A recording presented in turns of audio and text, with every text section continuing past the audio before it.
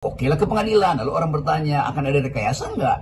Ya pasti akan ada rekayasa. Kalau diminta hakim, saya tunjukkan. Ya mudah-mudahan ini bentuk kepercayaan Pak Jokowi terhadap lembaga peradilan. Masalahnya mafia peradilan lagi on fire. Kalau saya punya perkara, saya bisa titip ke Kapolres. Kalau di kabupaten, tolong dong hakimnya Pak itu, Pak itu, Pak itu. Itu penyidiknya, nanti pasalnya ini yang dituduhkan, nanti jaksanya timnya ini, hakimnya ini, selesai, itu mafia. Sekarang ini kan para hakim juga tengah dalam sorotan, banyak sekali hakim yang ditangkap karena menerima suap, hakimnya yang ada yang nggak bakal bersikap independen. Ini saya kira dilema hukum kita itu. Ijazah boleh palsu, tapi korupsinya asli kan? Kita tuh terlalu peduli sama formalitas, tapi nggak peduli sama fungsi. Pejabat nggak punya ijazah, nggak apa-apa, yang penting mah punya rekening luar negeri. Karena di negeri ini lebih penting gelar Lord of Short daripada cum laude. Kalau dipikir-pikir, ini negara ajaib. Ada yang nggak sekolah tinggi tapi bisa punya proyek tol. Sementara yang S2 ekonomi malah melamar kerja di call center. Tapi gimana ya dia bisa jadi pejabat tanpa ijazah? Ya bisa lah, kan yang penting bukan what you know, tapi who you know and how much you donate. Karena hakim adalah teladan rakyat, kalau hakim nakal, yang lurus jadi sesat, yang sesat semakin banyak siasat. Hukum jangan cuma jadi hiasan di pojokan pengadilan. Negara ini nggak cuma butuh hakim yang pintar dan hafal pasal, tapi hakim yang jujur dan punya moral. Karena percuma hafal pasal kalau vonisnya tergantung amplop tebal. Pengadilan atau pasar, kok jualan pasal? Harga pasal bisa dinego, putusan bisa dapat promo, dan cashback tergantung besaran saldo. Hakimnya nggak tegas, advokatnya culas, korporasinya bebas, rakyatnya panas. Come on.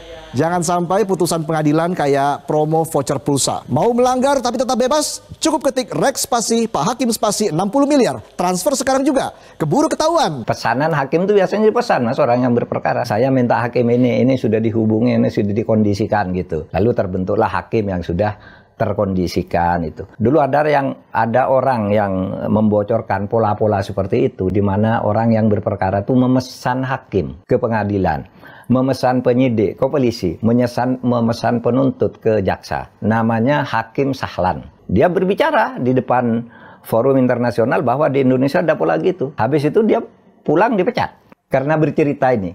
Perkara itu dititip ke orang dalam, dipesan dulu hakimnya siapa besok. Kalau saya punya perkara, saya bisa titip ke Kapolres. Kalau di kabupaten, tolong dong hakimnya Pak itu, Pak itu, Pak itu. Itu penyidiknya, nanti pasalnya ini yang dituduhkan, nanti jaksanya timnya ini, hakimnya ini, selesai, itu mafia. Itu yang dulu diceritakan oleh Pak Sahlan di sebuah forum internasional ketika awal-awal reformasi gitu. Ya, dan polanya masih sama ini. Masih sama, sampai tapi sekarang. Ini sudah ke tingkat Mahkamah Agung. Tapi kalau dipikir-pikir boleh juga pemikiran Pak Mahfud. Kan Pak Mahfud pernah jadi anak buah Pak Jokowi. Sementara itu pihak UGM bilang data Jokowi ada, arsip lengkap, tidak ada pemalsuan. Ijazah ada, data lengkap, tapi kenapa nggak ditunjukin aja? Biar nggak bikin orang curiga. Perkara ijazah. Jadi kita diminta masuk, tapi sebelum masuk di depan pintu gerbang itu kita ngumpulin kamera sama HP dulu. Terus ajudannya Pak Jokowi keluar bawa map 2 ya. Terus di situ ada yang satu isinya ijazah Pak Jokowi dari SD sampai SMA. Kemudian ada satu lagi yang warna hitam sama ada foil logo GM tuh warna emas itu. Di situ isinya ijazah S1-nya Pak Jokowi dari Fakultas Kehutanan. Tapi belakangan netizen bilang kalau nggak palsu kenapa nggak dibuka aja Pak. Akhirnya Rabu kemarin Pak Jokowi menunjukkan ijazah SD sampai sarjana kehutanan di hadapan awak media. Tapi ada syaratnya, jangan difoto, jangan divideoin. Setelah ijazahnya dipelototin awak media, Pak Jokowi juga dicecar soal kacamata di foto ijazah. Soalnya dari zaman nyalon wali kota sampai duduk manis di istana, nggak pernah tuh ada jejak kacamata nangkring di wajah beliau. Jawaban beliau santai. Pak Jokowi cerita kalau kacamatanya udah pecah, minus kecil, jadi nggak usah dipakai lagi. Terus ditambah bonus cerita keluarga tentang dua anaknya Gibran dan Kaisang yang dulu juga berkacamata tapi sekarang udah lasik. Jawaban seorang family man yang visioner banget ya. Nggak cuma klarifikasi ijazah tapi cerita soal orang-orang di rumah. Kalau kata Pak Mahfud MD, UGM nggak usah ikut ribet soal ijazah Jokowi, kan UGM bukan yang memalsukan. Iya, kita tuh kemarin teman-teman waktu kita datang awal kita tiba-tiba disuruh masuk sama pas pampres, kita disuruh masuk tanpa tas, kemudian tanpa HP, jadi kita cuma masuk pakai ID card aja. Kemudian waktu sampai di dalam, ternyata Pak Jokowi minta ketemu sama kita, katanya mau menunjukkan ijazah aslinya gitu, khususnya ke wartawan gitu. Waktu kita masuk, Pak Jokowi bercerita bahwa Pak Jokowi mengatakan bahwa beliau itu memiliki niat untuk menunjukkan ke kita ijazah aslinya itu semalam sebelumnya. Jadi sebelum menunjukkan, beliau bilang ke kita, jangan difoto ya, seperti itu.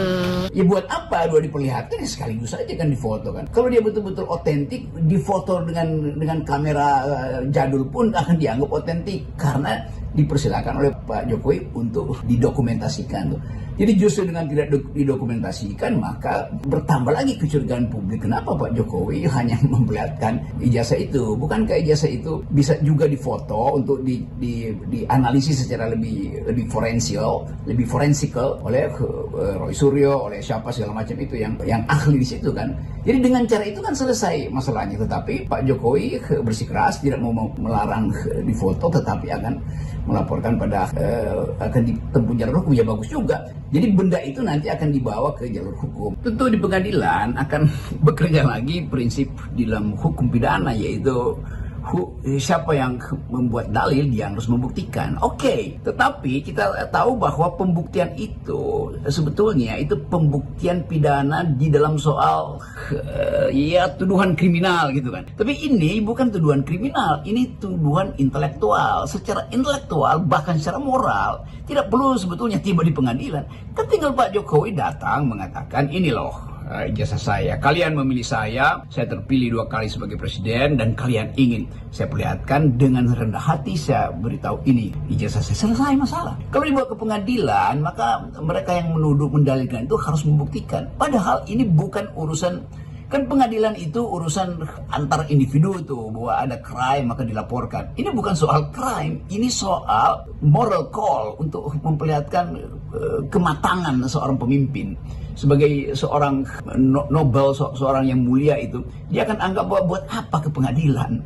Jadi ini soalnya tuh. Jadi forum yang disebut sebagai kasus ini nggak ada kasus pidana di situ. Kasus pidana artinya hubungan subjek dengan subjek. Ini hubungan antara warga negara dan kepala negara. Warga negara menagih informasi supaya terdapat semacam keteduhan di dalam negara. Kalau dibilang bikin ribut, bikin gaduh, ya kenapa kegaduhan itu muncul? Karena kepercayaan presiden pada warga negara tidak ada. Demikian juga kepercayaan sang warga negara pada presiden makin tidak ada. Nah, supaya itu terjadi saling kepercayaan, maka dibukalah itu dalam persahabatan antara warga negara yang menuntut ijazah itu dan kepala negara yang mengerti bahwa tuntutan itu tuntutan publik, bukan tuntutan personal. Ini bukan soal vendetta. Jadi saya ingin ingatkan supaya kita masuk dalam kondisi akal sehat, bahwa tidak ada dendam di situ. Ini hanyalah urusan legitimasi itu, bukan urusan legalitas. Sekali lagi harus dipastikan bahwa persoalan tentang ijazah Pak Jokowi itu terjadi karena Pak Jokowi memakai ijazah itu untuk kepentingan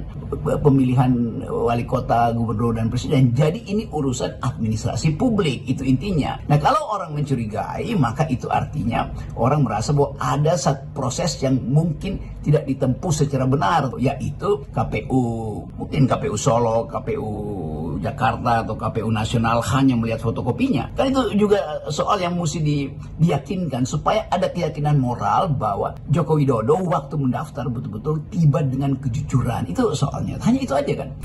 Networking itu lebih penting daripada ngerjain skripsi, bro. Lagi pula kalau dia punya ijazah asli, belum tentu juga gak korup. Justru yang korupsinya paling jago tuh biasanya sarjana-sarjana itu. Yang tahu pasal sih. Lulusnya lama, hafal pasal. Tapi spesialisnya spesialis cari celah. Jadi menurut aku nih, kita nggak usah lagi tanya apakah pejabat ini berijazah, tapi tanyalah apakah dia akan masuk penjara atau malah diwawancara. Ijazah palsu nggak masalah, yang penting kan LHKPN-nya jujur, jujur nggak dilaporin gitu maksudnya. Gelar akademik palsu tuh bukan dosa, di negeri ini yang dosa cuma satu, miskin. Dia nggak punya ijazah, tapi dia punya hak veto atas anggaran. Dan itu yang bikin dia lulus dari kemiskinan rakyat. Gak apa-apa lah ijazahnya palsu, yang penting kan dia bisa baca saldo rekening rakyat. Mereka bilang, kita butuh pemimpin yang berpendidikan. Bro, kita udah pernah punya dan tetap aja duitnya pindah sekolah ke Panama. 2016 yang paham. Punya ijazah asli tapi mentalnya palsu, itu lebih bahaya. Mending nggak sekolah asal jujur. Tapi sayangnya pejabat kita tuh nggak sekolah dan nggak jujur. Kombo maut. Di negara maju pemimpin itu cerdas, terdidik, visioner. Di sini yang penting bisa baca situasi, terus pura-pura nggak lihat rakyat. Ijazah palsu nggak usah dipermasalahin lah. Yang penting apa? Korupsinya asli, konsisten dan terstruktur. Ngapain ribut soal ijazah palsu? Kita kan hidup di negara di mana gelar bisa dibeli, asal fee-nya ditransfer sebelum diaudit. Banyak yang bilang dia nggak punya ijazah bro. Ya malah bagus, berarti dia nggak sempat dirusak sama sistem pendidikan yang korup. Tapi ada yang udah rusak. Yang penting bukan ijazahnya, tapi niat korupsinya. Itu tulus dari hati, demi keluarga dan cucu-cucu offshore-nya. Ya, ijazahnya palsu, tapi lihat dong track record-nya.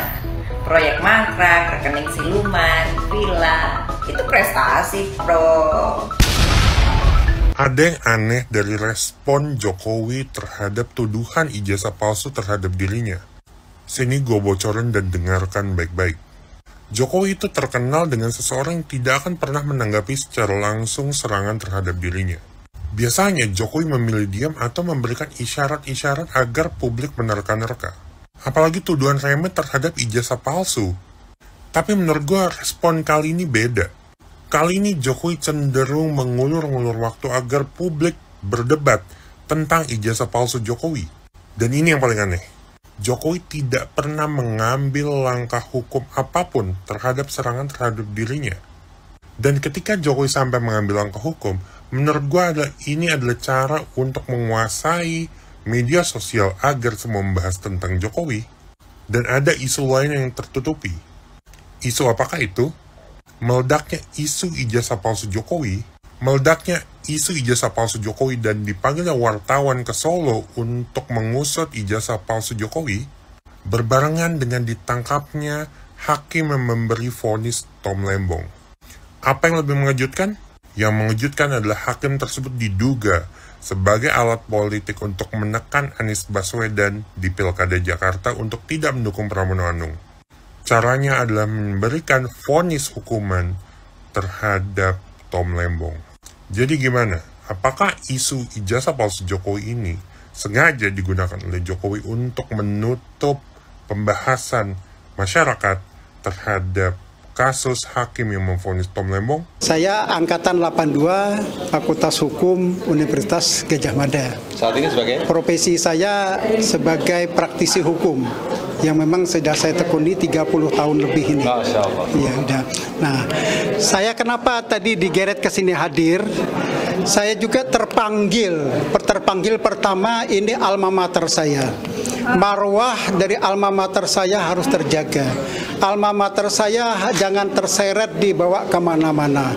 Alma mater saya harus tegak dalam menjunjung tinggi kebenaran dan juga objektivitas.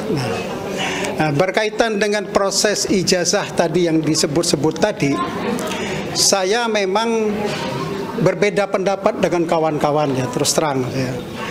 Karena yang mengatakan ijazah Jokowi palsu, saya bertanya, apakah pernah yang mengatakan Jokowi ijazah palsu melihat ijazahnya Jokowi? Kalau saya belum pernah. Adapun yang dilihat di medsos itu fotokopi ijazah, jadi bukan ijazah. Apa yang dilihat di medsos itu adalah foto dari ijazah, entah dari mana saya nggak tahu, tapi foto, jadi bukan ijazah. Sampai hari ini saya yakin yang hadir di sini belum pernah melihat ijazahnya Jokowi. Nah, jadi bagaimana mungkin kita mengatakan ijazah itu asli atau palsu? Ya, itu satu. Kedua, karena persoalan ini tidak bisa diselesaikan secara negosiasi, yang bersangkutan tidak mau menunjukkan kalau memang dia punya ijazah, satu-satu jalan adalah proses hukum di pengadilan. Betul. Itu jalannya tuh. Namun sedikit masukan bagi kawan-kawan, kalau Anda menggugat Jokowi mempunyai ijazah palsu, pendapat saya akan mentok, 10 kali pun akan mentok. Karena Anda akan diminta untuk membuktikan ijazahnya itu ada atau tidak. Itu dulu. Kalau ada baru dilihat palsu atau tidak. Nah, jadi sekarang biar tim TPUA nanti membuat suatu konstruksi hukum yang lain, bukan berkaitan, kalau mungkin bukan berkaitan dengan masalah ijazahnya asli atau palsu, tapi ada bentuk lain dalam konstruksi hukumnya yang nanti sama-sama kita saksikan kalau ini masuk ke ranah hukum di pengadilan. Saya pikir itu kalau saran saya. Ini sudah diterima baik-baik di sini, lebih baik yaudah kita terima apa hasilnya dulu di sini, nanti bisa didiskusikan. Kemudian kalau mau dibuat konstruksi hukumnya, silakan dibuat konstruksi hukumnya yang pas sesuai dengan hukum yang ada di negara kita ini, baik menyangkut pidana maupun perdata, itu bisa didiskusikan lebih lanjut.